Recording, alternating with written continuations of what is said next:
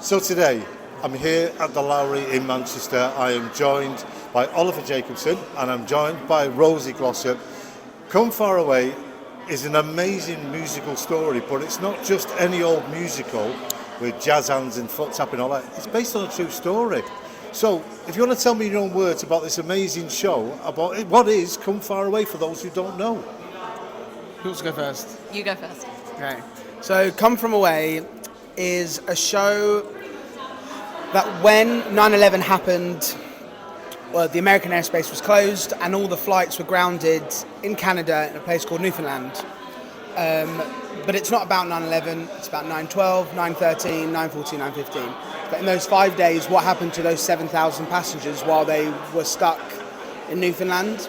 And it's just this wonderful story about how good humanity can be. And in times of true awful things happening in the world, it can bring out the best in people.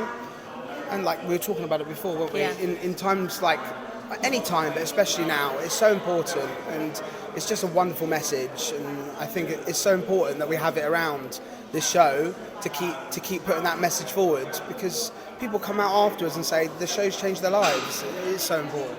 Absolutely. And I think what makes this show so special and so unique is that not only is it just a true story, you know, there are many biographical shows around and they're all wonderful, but this is verbatim from interviews of people that experience this.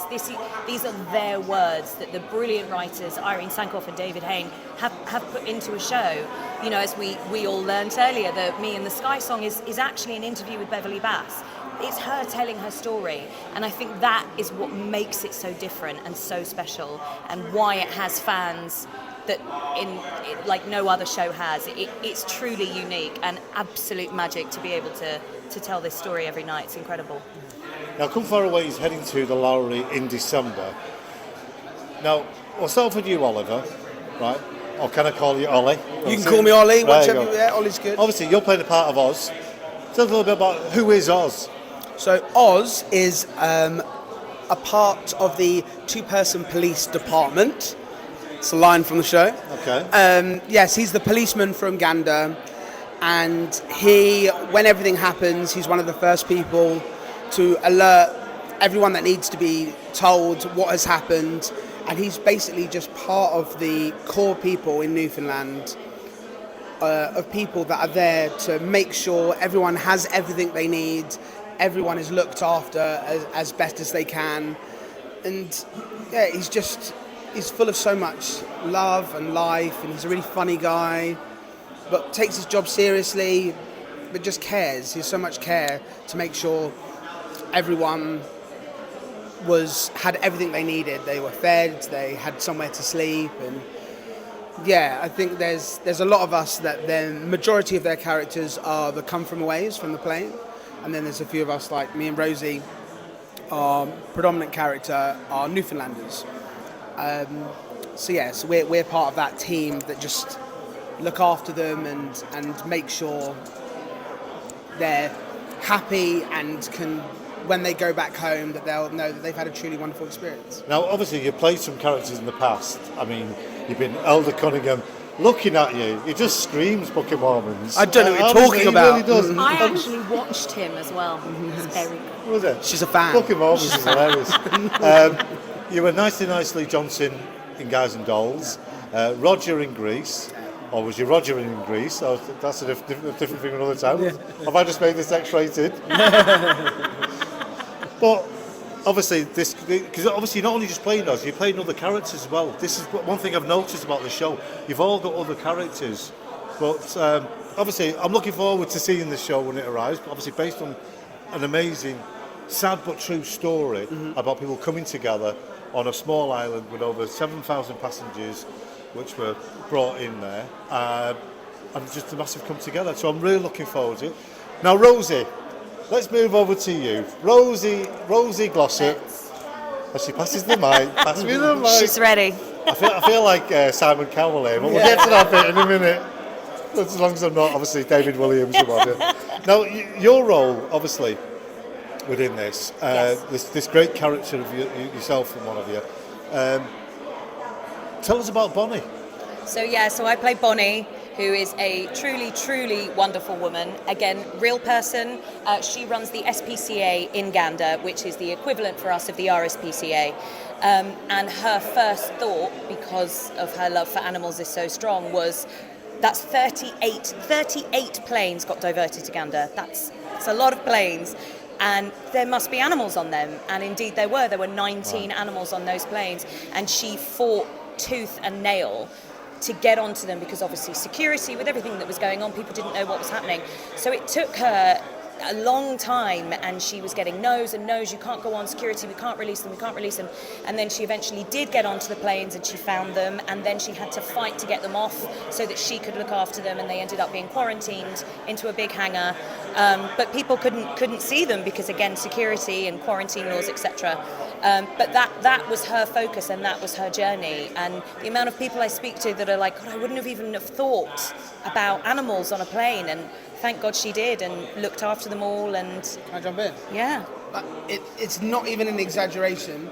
If it wasn't for the actual Bonnie, they all would have died. Every single animal would have died, because that's heartbreaking. Not one other person thought about them, because everyone was so concerned about these 7,000 people. Understandably, but you know, she cared so much about animals, and there were people on the planes that they were their animals. They cared about them. Yeah. But no one even for a second. So she did an amazing thing. Yeah, she really did. Because obviously during the presentation we just saw upstairs, have all of you met some of the, because obviously they did explain that many of the cast members have met the real life, say the real life Oz, the real life Bonnie. Have you met your real life characters? Not yet, unfortunately, but we've still got till January, so I'm very much hoping we might get a chance for a Zoom or something like that. Yeah. I've, in the last few weeks, I've been speaking to the real Oz and his daughter Lisa on Facebook, and we're trying to organise a Zoom so we can chat, and they both seem lovely and very keen to meet and to chat about it. You know what? Let me know how we get on. It's amazing. But obviously Bonnie is obviously a legendary character. Now earlier on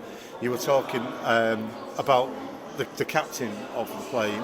Yes, Beverly Bass. Beverly Bass, obviously her struggle, because obviously she was the first at the time American pilot, how she had to battle and overcome all the discrimination because they thought she was a secretary 100%. or a cabin crew, as in stewardess. Yeah. I daren't say the word trolley dolly because I've got friends who are trolley dollies and I get murdered for it.